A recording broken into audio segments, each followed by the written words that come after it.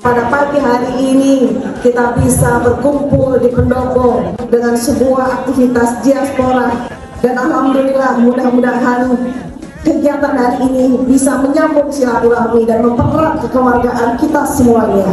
karena para diaspora adalah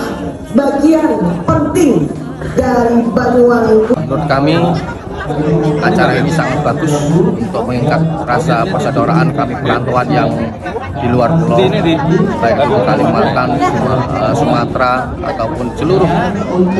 dunia yang tergabung dalam ikatan keluarga Banyuwangi atau IKAWA. Pemerintah Kabupaten Banyuwangi sangat mewadahi kami khususnya para perantau untuk bisa hadir dan merindukan tanah kelahiran kami di bumi Belambangan Banyuwangi, dan tentu acara ini sangat luar biasa dan perlu dilakukan setiap tahunnya untuk bisa mengumpulkan para perantau, para keluarga Banyuwangi untuk bisa hadir kembali ke Banyuwangi.